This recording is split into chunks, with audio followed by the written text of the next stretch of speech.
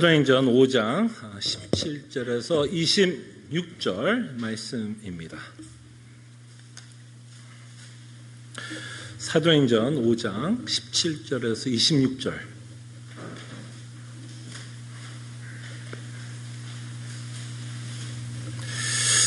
하나님의 말씀이 이러합니다.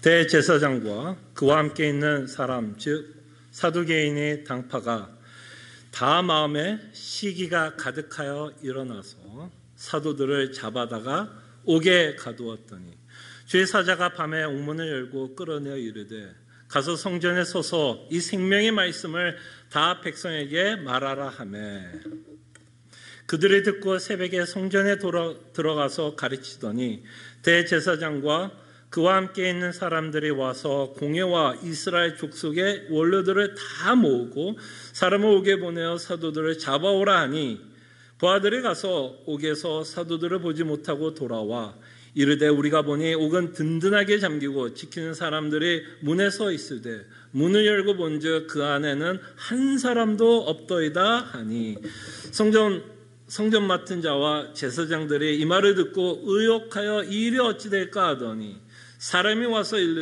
알리되 보소서 옥에 가두었던 사람들이 성전에 서서 백성을 가르치더여 하니 성전 맡은 자가 부하들과 같이 가서 그들을 잡아왔으나 강제로 못하면 백성들이 돌로 칠까 두려워함이더라.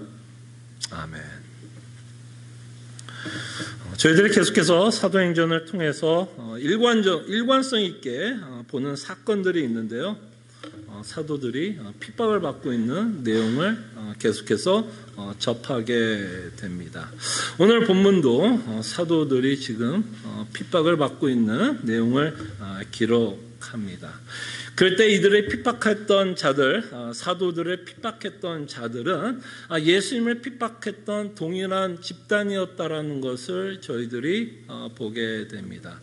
예수님을 싫어해서 죽이려고 했던 사람들은 사도들이 전한 복음도 싫어하게 되고 사도들을 핍박하고 감옥에 같이 가둬놓는 것을 저희들이 보게 됩니다. 17절과 18절을 통해서 누가 사도들을 핍박하고 있는지를 저희들이 보게 됩니다. 17절, 18절입니다.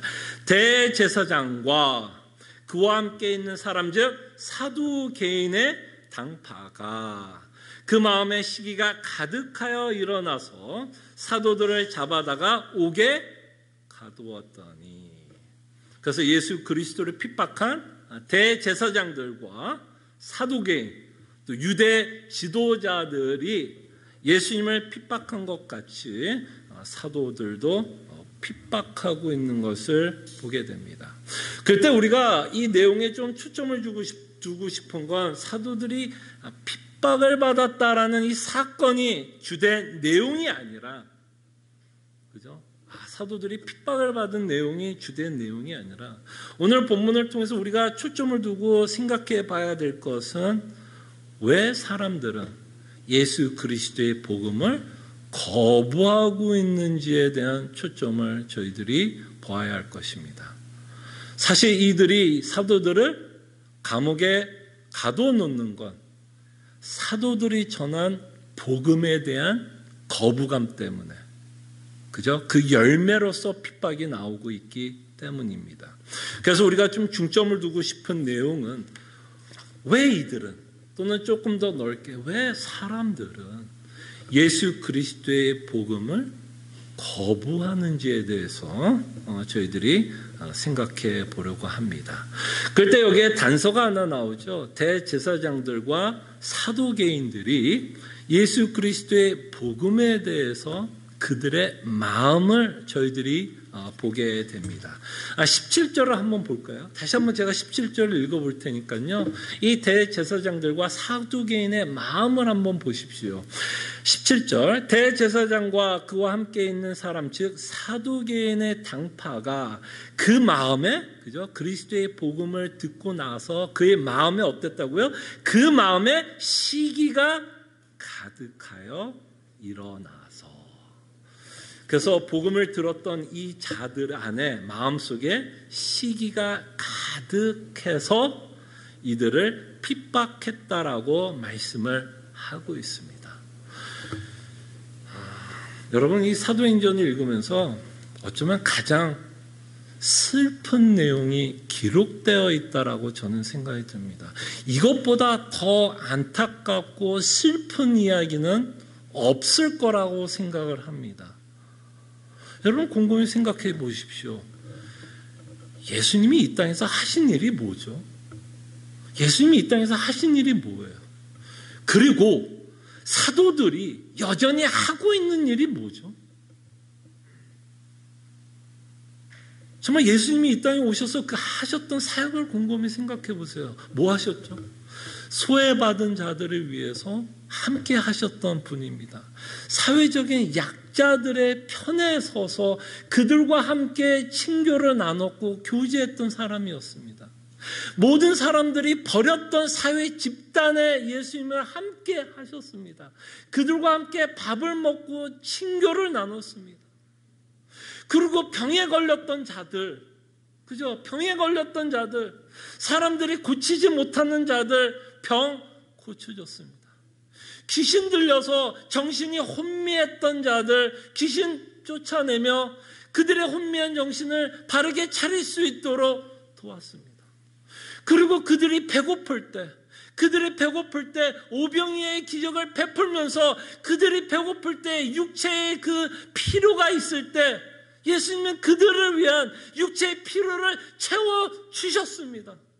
그리고 더 나가서 인간에게 가장 필요한, 인간에게 가장 큰 문제인 죄의 문제, 그 죄의 문제로 인해서 인간은 언제나 감사할 수 없고 만족할 수 없으며 끊임없이 불평과 시기와 분노와 실망과 절망 가운데 살아갈 수밖에 없었던 인간들에게 더 나아가서 하나님의 심판과 진노를 받기에 합당한 자들을 위해서 하신 일이 뭐였죠, 여러분? 하신 일이 뭐예요? 그들을 위해서 십자가에 죽었습니다. 그 죽음에 인간들의 반응을 보십시오.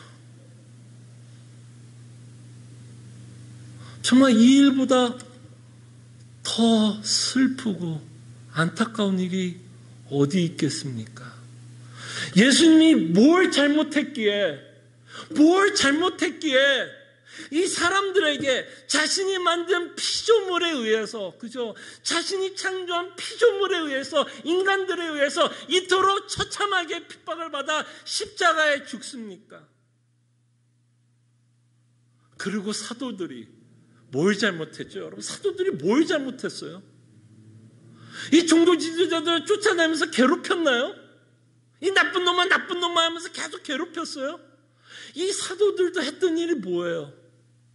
예수님과 똑같은 사역하지 않았어요? 성전 미문에 앉아서 40년 동안 안진뱅이로 살 수밖에 없었던 자, 그가 구걸하면서 살 수밖에 없었던 자, 거지같이 인생을 살았던 자, 인간이 그를 돕지 않고서는 거지도 못합니다. 거지 생활도 못해요. 사람이 돕지 않고선. 그런 자들을 위해서 사도들은 주의 힘으로 일으켜 세웠습니다. 아니, 도대체 종교 지도자들에게 사도들이 뭘 그렇게 잘못했다고? 이 종교 지도자들에게 이토록 업신을 당하고 핍박을 받으며 감옥에까지 들어가야 됩니까? 여러분, 사도행전에 기록된 이 내용은요, 정말 우리로서는 너무너무 슬퍼야 됩니다. 도대체 하나님이 뭘 잘못했길래 인간들은 이토록 예수님을 대적하고 예수 그리스도의 복음을 전하는 사도들을 이토록 대적하며 죽이려고 합니까? 도대체 하나님이 뭘 잘못했죠? 그때 여러분, 예레미야 애가가 기억나십니까? 예레미야 2가 1절이 어떻게 시작하는지 알아요? 왜 여러분이 예레미야 애가라고 부르신지 압니까? 영어로는 레멘테이션이라고 합니다. 레멘테이션이 더 어려울 수가 있어요. 저는 애가라는 말도 어렵더라고요. 애가가 뭐냐면 슬프다는 거예요. 슬픈 거예요. 왜냐하면 예레미야가 어떻게 시작하죠? 예레미야 애가가 슬프도소이다. 슬프도소이다. 왜? 예레미야가 이스라엘 민족이 하나님께 대하는 모습을 보면 너무 슬픈 거예요. 도대체 하나님이 이스라엘 민족에 뭘 잘못했어요? 뭘 잘못했죠? 뭘 그토록 잘못했기에 이스라엘 백성들은 끊임없이 하나님께 불평을 하고 불만을 표하고 뭘 잘못했기에 우상들을 섬기면서 하나님을 그렇게 업신여기고 대적하면서 하나님을 대합니까? 그 이스라엘 백성을 본 예레미야는 한 줄로밖에 표현할 수가 없는 거야. 슬프도소이다. 바로 이 사도행전이 어쩌면 예레미야의 애가의 마음이 담겨져 있는 사건이 아닐까 싶어요. 정말 슬픈 광경을 저희들이 보게 됩니다. 근데 왜 이토록 인간은 복음을 거부할까요, 여러분? 왜 인간은 그토록 이 복음을 거부할까요? 착한 일을 하신 예수 그리스도, 우리에게 복된 소식을 전하려고 했던 그리스도, 우리에게 구원을 베풀려고 했던 그리스도, 이런 그리스도에게 왜 사람들은 그토록 거부하고 죽이기까지 하고 있는지 저희들이 좀 생각해 보려고 합니다. 그때 두 가지의 부류가 나타나는 걸 보게 되죠. 두 부류를 보게 됩니다. 하나의 부류는 대제사장이었고요. 또 다른 부류는 사두개인이 등장합니다. 똑같은 사람들이에요. 똑같은 사람들이 똑같이 핍박을 합니다. 이렇게 계속해서 대제사장과 사두개인이 계속해서 나타나는 모습을 보면 이들의 마음이 변하지 않고 있다는 걸 보게 되죠. 그죠? 이들의 마음이 변하지 않고 있고, 이렇게 변하지 않는 이 대제사장과 사두개인의 모습은 이들의 모습만을 보여주는 게 아니라 인간이 누구이고 인간의 본질을 보여주고 있고 끊임없이 하나님을 일관성 있게 대적하고 있는 인간의 모습을 저희들이 보게 됩니다. 무엇이 그렇게 불편하게 했나요? 복음이 무엇이 대제사장들을 불편하게 해서 그 마음에 뭐가 일어났다고요? 시기가 일어났다고 합니다. 이 시기라는 말은 여러 가지 의미가 포함되어 있습니다. 시기라는 말은 그냥 질투라는 의미뿐만 아니라 분노의 의미도 들어가 있습니다. 여러분, 시기가 있고 질투할 때 함께 뭐가 일어나죠? 분노도 함께 일어납니다. 그래서 이 대제사장들은 시기했다 그러고, 시기했다라는 이 말에는 분노가 함께 있었다라고 볼 수 있습니다. 자, 그럴 때 왜 대제사장들이 복음에 대해서 거부하게 되고 분노하게 되고 시기하게 됩니까? 만약에 대제사장들이 복음을 받아들이는 순간 그들의 직업이 없어지기 때문입니다. 그죠? 대제사장에 하나님께서 왜 서였죠? 인간의 죄를 속하기 위해서 제사제도를 허락했죠. 그래서 구약을 통해서 하나님의 대제사장들을 통해서 죄가 어떤 식으로 속하게 되고 죄가 어떻게 용서를 받는지를 저희들에게 가르쳐 주기 위해서 하나님께서 세우신 직분자였습니다. 근데 예수 그리스도가 오심으로써 이제 뭐야? 대제사장이 하지 못했던 죄의 용서를 가져왔다면 더 이상 대제사장이 필요하나요? 필요하지 않나요? 더 이상 대제사장은 필요 없게 됩니다. 그렇게 되면 그들이 갖고 있었던 직업에 대한 위기감을 맛보게 되고, 종교 지도자로서, 유대인의 종교 지도자로서 그들이 누렸던 무엇을, 기득권, 혜택들, 그것들을 다 뭐하게 될까요? 복음을 인정하는 순간 그 모든 걸 잃어버리게 됩니다. 그때도 그렇지만 여러분, 종교 지도자도요, 얼마나 큰, 이 땅에서 얼마나 큰 명예와 부와 권력을 갖고 살아가는지 여러분 역사 조금만 공부해봐도 압니다. 지금 우리가 살아가고 있는 이 시대에서도 종교 지도자들, 대형교회 목사들의 모습을 보면 얼마나 많은 부와 명예와 권력을 갖고 있는지, 교황을 봐도 알 수 있고 대형교회 목사의 담임 목사도 보면 알 수 있고요. 종교 지도자들 어마어마한 권세를 이 땅에서 누리면서 살아가는 자들이었습니다. 그러니 그들이 복음을 거부하는 이유는 결국은 뭐예요? 자신이 갖고 있던 기득권을 내려놓고 싶지 않았기 때문에, 자신이 누렸던 혜택을 빼앗기기 싫었기 때문에 예수님은 이 대제사장들에게 뭐가 될까요? 적이 되는 거죠. 적이 되는 거예요. 예수님은 대제사장에게 엄청난 위협적인 인물이 됩니다. 왜? 자신의 직업을 뺏어갈 수 있는 자이기 때문입니다. 그래서 여러분 기억나시죠? 이 사도들이 안진뱅이를 일으킬 때에도 이 대제사장과 사두개인들은 사도들을 핍박했어요. 그때 뭐라고 핍박했냐면 경고를 주는데 더 이상 복음을 전하지 말라라고 경고를 줍니다. 왜 복음을 전하지 말라고 경고할까요?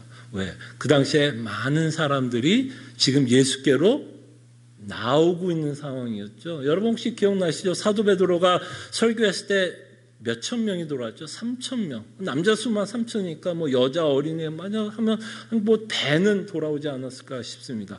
그렇게 대제사장들이 아무리 복음을 거부해도 많은 무리들이 예수 그리스도를 믿게 되면 어떤 일이 벌어질까요? 또 아무리 대제사장들의 복음을 거부해도 많은 사람들이 예수 그리스도를 믿게 되면 그 사람들은 이제 뭐를 생각할까? 더 이상 대제사장은 필요 없구나라고 생각하게 되면, 그래도 대제사장은 자신의 직업이 위협 느끼게 되죠. 그러니까 이 대제사장은 이 사도들에게 복음을 결탄코 전하지 못하도록 입단속을 시키고 있는 것은 보게 됩니다. 그때 우리는 여기서 예수님의 복음을 거부하는 이유 중에 하나가 있다면 분명히 이 부분이 있습니다. 예수님을 믿게 되면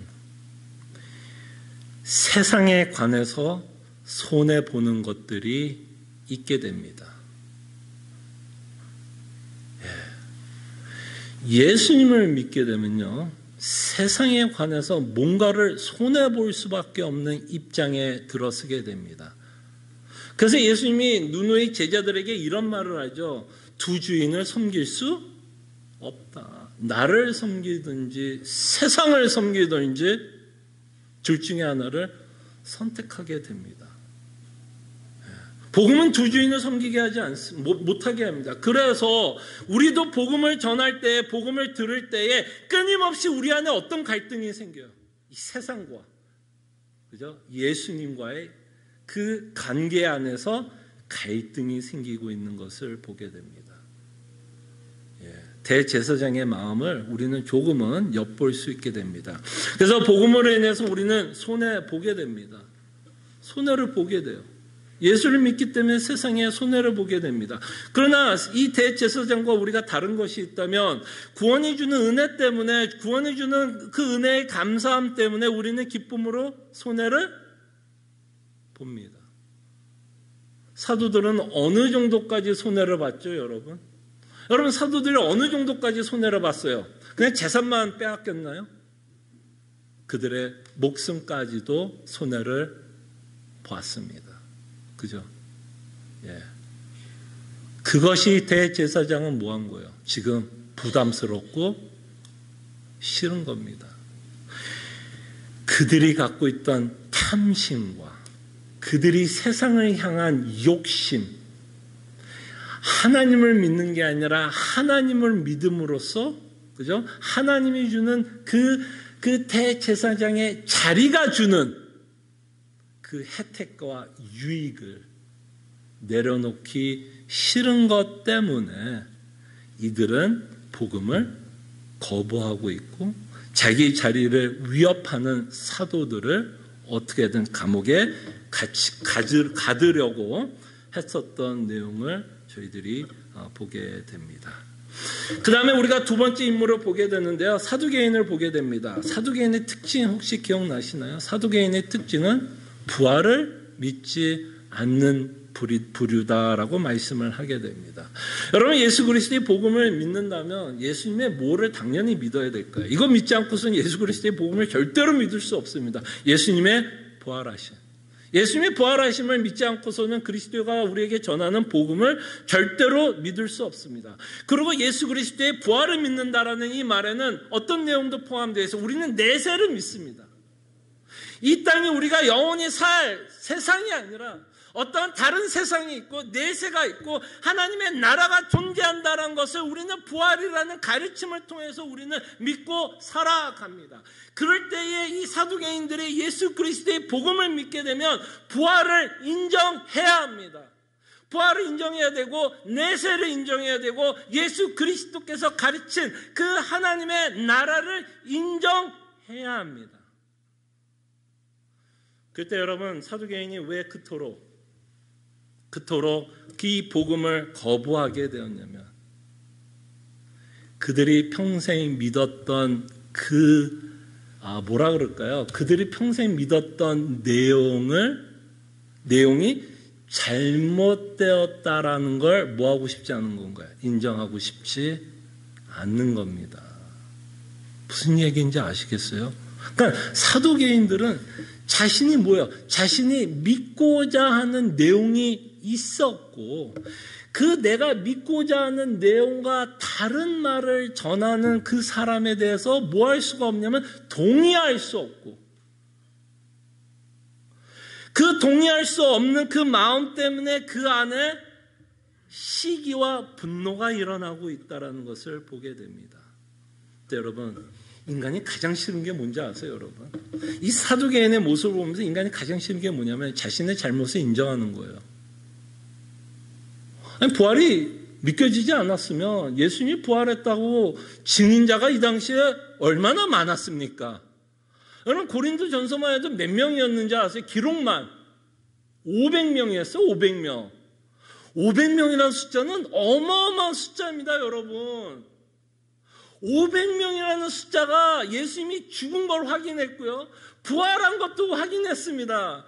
그 정말 아이위트니스, 그 예수님이 살아났다라고 증거하는 자들이 살아있는 시대의 사두개인들도 함께 살았고 그 증거를 들었던 이 사두개인들은 도대체 그 증거를, 그 증인의 말을 믿을 수 없었던 거죠. 왜 못 믿었냐고요? 이미 그들이 믿었던 내용 때문에, 그들이 갖고 있었던 편견 때문에, 그들이 믿고 있었던 어떤 진리의 내용 때문에 이들은 그리스도의 복음을 거부하고 있는 것을 보게 되고 그들의 잘못을 인정하고 싶지 않는, 내가 틀리지 않았다라고 그들은 뭐하고 싶은 거야? 끊임없이 믿고 싶고, 이 사도들은 끊임없이 예수 그리스도의 부활하심과 하나님의 나라와 그 복음의 내용을 전하고 있으니 이 사도개인들은 지금 불편할 수밖에 없고 그 사도들에 대해서 시기와 분노를 표하고 있는 것을 보게 됩니다. 그때 인간이 가장 싫은 것 중에 하나가 자기 잘못을 인정하는 거고, 이것을 조금 더 성경적인 언어로 표현하자면 인간이 가장 싫은 게 뭔지 아세요? 자신이 죄인이라는 걸 인정하는 거예요. 인간은요, 참 이상해요. 자신이 잘못했다는 걸 진짜 인정을 잘 못해요. 언제나 자신이 옳다라고 생각을 하고, 그래서 자기와 반대되는 자들은 어떻게까지 해요? 사두개인들은 사도들을 잡아서 옥에 가두려고까지 하고 있는 모습을 보게 됩니다. 예. 사도들은 끊임없이 너희들이 예수를 죽였다라고 그죠? 말하고 있습니다. 그러니 이들이 얼마나 싫었겠어요. 내가 언제 예수를 죽였어? 끊임없이 거부하고 있는 모습을 보게 되는데요. 이들의 모습을 보면서 이게 뭐냐면 이게 죄인의 습성입니다, 여러분. 죄인의 가장 큰 습성이 뭔지 아십니까? 나의 부족함과 나의 잘못, 내가 하나님 앞에 죄를 짓고 있는 것 인정하지 못한다라는 거예요. 안 하는 게 아니라 못하고요. 더 무서운 게 뭔지 아십니까? 더 무서운 게 뭔지 알아요? 내가 죄를 인정하느니 하나님께 그냥 심판을 받겠다라고 생각하는 게 인간입니다. 예. 이게 인간이 갖고 있는 고집이에요. 인간이 갖고 있는 무지입니다. 이 사두개인을 통해서 인간이 얼마나 고집스럽고 그 고집스러운 것 때문에 지금 뭐 하는 거죠? 하나님께 지금 대적합니다. 그리스도의 복음을 전하는 사도들을 지금 핍박하고 있는 내용을 보게 됩니다. 그런데 이 대제사장들과 사두개인들이 예수 그리스도의 복음을 거부하는 것을 보게 되면 결국 이들이 거부하게 된 이유가 뭐예요? 그들이 갖고 있었던 가치관, 그들이 갖고 있던 가치관, 세상을 향한 욕심, 세상을 향한 탐욕, 세상이 더 가치스럽게 여겨지는 것. 그래서 나는 예수 그리스도를 뭐하게 돼요? 거부하게 되는 모습을 보게 됩니다. 세상이 좋으면 예수님을 믿을 수 없어요. 세상이 좋으면 예수님을 믿을 수 없다는 걸 보게 되고, 또 인간이 갖고 있는 자존심, 죄에 대한 인정, 내 자존심이 뭐하는 거? 허락? 못하는 거예요.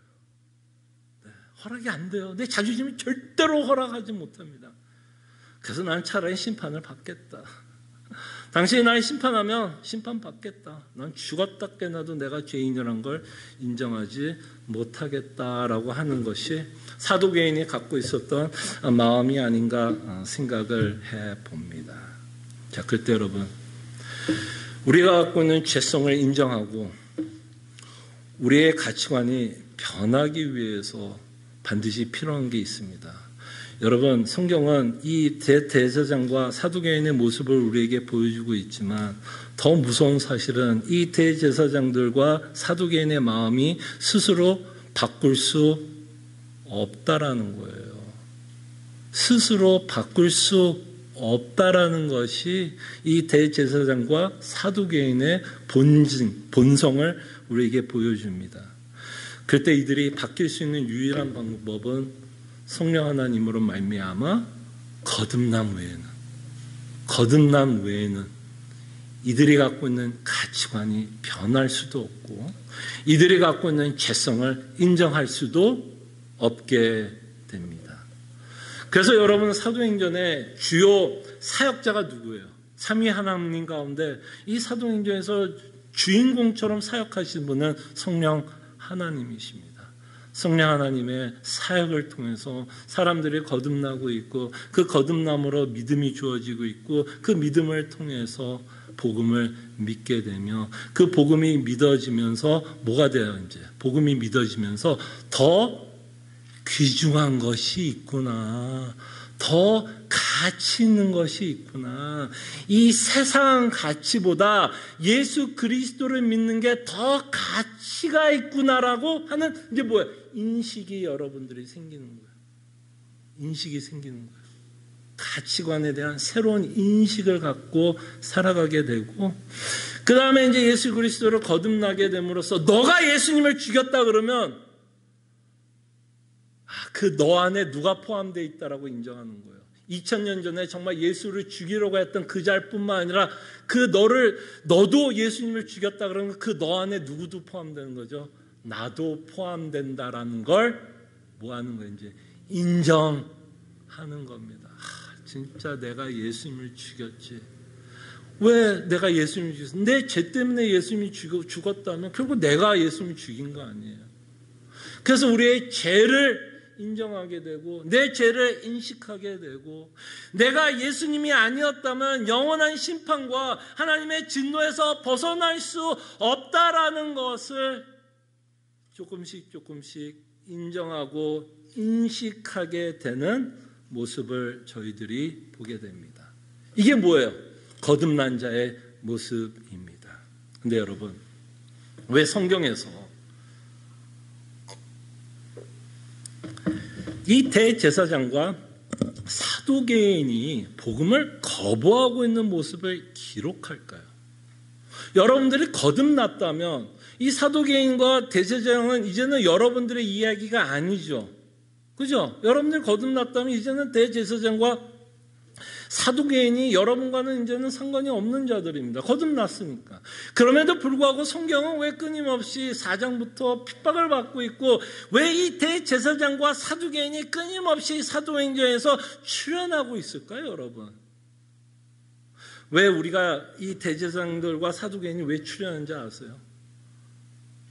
비록 우리는 거듭났지만 여전히 우리 안에 죄성이 남아있기 때문에 여전히 우리는 어떤 특징을 갖고 살아갈까요, 여러분? 어떤 특징을 갖고 여러분들이 살아갈까요? 대제사장과 사두개인과 같은 특징을 여전히 우리가 갖고 살아가게 됩니다. 무슨 말인지 알겠죠? 여러분들이 대제사장이고 사두개인이라고 말하는 것도 아니고 여러분들이 거듭나지 않았다고 얘기하는 게 아닙니다. 그러나 거듭남에도 불구하고 우리 안에 죄성이 있다면 여전히 대제사장과 사두개인들이 갖고 있었던 나쁜 습성을, 죄인된 습성을 여전히 우리는 갖고 살아가기 때문에 이들의 모습을 보면서 하나님은 뭐 하기를 원하는 거예요? 우리의 신앙을 점검하라고. 우리가 여전히 대제사장과 사두개인과 같은 모습이 있기 때문에 우리가 이런 모습을 갖고 살아갈 수 있기 때문에 우리를 점검하라고 합니다. 자, 그럴 때 여러분 거듭난다고 했을 때 제가 이렇게 표현했던 거 기억나십니까? 우리의 가치관이 변하기 시작한다라고 표현했습니다. 이거 굉장히 중요한 말입니다. 가치관이 변하기 시작하는 거지 우리의 가치관이 온전히 변했다라고 표현하지 않았죠. 그죠? 가치관이 변하기 시작한 거지 온전히 바뀐 건 아닙니다. 여러분들의 가치관이 온전히 변하는 건 이제 천국 가서 온전히 180, 완전히 365도 완전히, 맞아요? 180도. 그러니까 온전히 바뀌는 건 천국 가서 온전히 바뀝니다. 그러나 여전히 우리는 우리가 갖고 있는 가치관과 세상의 가치관과 뭐 하면서 살아요? 충돌하면서 살아갑니다. 그럴 때 우리도 복음을 거부하고 싶은 마음이 있을까요? 없을까요? 여러분 어때요? 여러분들도 여러분들이 갖고 있는 욕심과 탐욕 때문에 복음을 거부하고 싶은 마음 들지 않아요? 우리는 이렇게 표현할 수 있겠죠. 하나님, 예수님도 참 좋은데. 아, 예수님 참 좋은데요? 그래도 점점점. 그 그래도가 계속 붙어 있다면 여전히 우리는 이 세상의 가치관을 귀하게 여기면서 살아가고 있는 우리의 모습을 보게 됩니다. 그래서 우리는 우리의 가치관이 변해야 되는데, 그래서 우리 믿는 자들에게 필요한 것이 있다면 저는 이렇게 표현하고 싶은 거예요. 오늘 제목이 나온 것이 이제 제목이 이제 나오네요. 자기를 부인하는 신앙생활을 살아가야 됩니다. 이 대제사장과 사두개인의 모습을 보면서 거듭난 자들은요, 자기를 부인하면서 살아갑니다. 뭘 부인해요? 세상 가치관을 부인하면서 살아갑니다. 내 욕심을 부인하면서 살아갑니다. 내 탐심을 부인하면서 살아갑니다. 예수 그리스도를 최고의 가치로 여기면서 살아갑니다. 그 싸움을 우리는 하는 자들이에요. 그 싸움을 우리는 합니다. 자기 부인을 하는 신앙생활로 살아갑니다. 네, 여러분, 한 가지 재미난 사실은 우리의 가치관도 거듭났지만 그렇게 쉽게 변하지는 않아요. 어떠세요, 여러분? 여러분의 가치관이 쉽게 변하던가요? 여전히 세상이 좀 아름답게 보이는 모습이 있어요, 없어요? 있죠. 있다고 얘기해 주세요. 세상이 조금 더 아름답게 보일 때가 있죠. 그 말은 뭐야? 여전히 거듭났지만 이 세상이 주는 가치관에 우리도 여전히, 그죠? 여전히 이 가치관을 탐하고 있다라는 것을 생각해 볼 수 있을 것 같아요. 그래서 하나님이 여러분 인생 가운데 허락하는 게 뭔지 아십니까? 우리가 이 세상의 가치관을 살아갈 때에 자기 부인을 하면서 살아가는 게 쉽지 않아요. 그 말을 하고 싶은 거예요. 자기 부인을 하면서 사는 게 쉽지 않아요. 왜? 여전히 우리가 갖고 있는 욕심과 탐심은 세상을 사랑하고 싶은 마음이 있기 때문에. 그래서 하나님이 믿는 자들에게, 특별히 사랑하는 자녀들에게 뭘 허락하는지 아십니까? 고난을 허락하십니다. 고난을 허락해요. 이 고난이 여러분 부정적인 게 많은 건 알아요. 여러분들을 굉장히 힘들게 하는 거 알아요. 근데 아까 말한 것처럼 우리 스스로가 자기 부인하기가 너무 힘들어요. 왜? 우리가 욕심이 그만큼 크고 탐심이 크기 때문에 이걸 내 스스로 죽이기가 너무 힘들어요. 그래서 하나님이 고난을 허락해요. 우리가 스스로 자기 부인을 못하면 하나님이 돈을 뺏어가요. 무슨 말인지 알겠죠? 우리 스스로 돈을 못 죽이니까 하나님이 뺏어가요. 예. 그거를 통해서 이제 뭘 배우는 거예요? 그걸 통해서 이제 조금씩 뭐예요? 고난을 통해서 조금씩 하나님이 뭘 하는 거예요? 여러분들의 가치관을 변화시키는 거예요. 나에게 그토록 귀하게 여긴 것을 하나둘씩 뺏어감으로써 하나님이 우리에게 가르치고자 하는 게 뭐야? 너네들이 중요하게 생각하는 것보다 더 중요한 것이 있다라는 걸 가르쳐주기 위해서 고난을 허락하십니다. 우리 스스로가 자기 부인을 하면 참 좋겠어요. 근데 우리가 스스로 못하기 때문에 하나님은 때로는 우리에게 고난을 허락해서 자기 부인을 하게 하십니다. 겸손을 배우게 하고요. 여러분들의 가치관을 변화시켜서 이제 뭘 하게 해요? 고난을 통해서 자기 부인을 하게 하십니다. 그래서 여러분들이 지금 만약에 좀 어려운 가운데 있다면 그냥 하나님 왜 나에게 이렇게 어렵게만 하십니까? 라고 기도할 수도 있겠지만 하나님이 자녀들에게 원하는 건 자기 부인이에요. 욕심과 탐심에 사로잡혀서 복음이 주는 위로를 받기를 원하시는 게 하나님이십니다.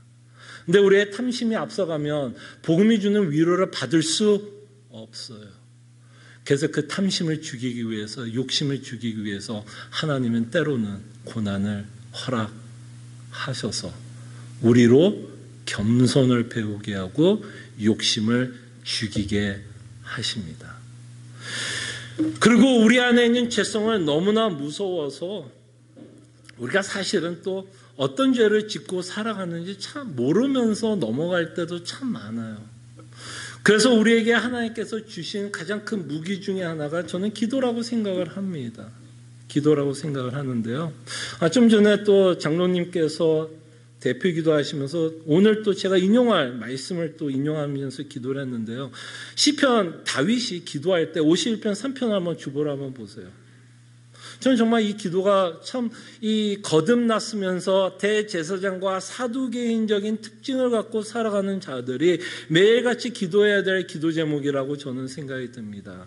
뭐라고 다윗이 기도하죠? 하나님이여 내 속에 정한 마음을 창조하시고 내 안에 정직한 영을 새롭게 하소서. 왜 다윗이 이렇게 기도할 수밖에 없죠? 끊임없이 죄는 다윗을 뭐하기 때문에? 속이기 때문에. 죄성이 무서운 건요, 여러분들을 끊임없이 속입니다.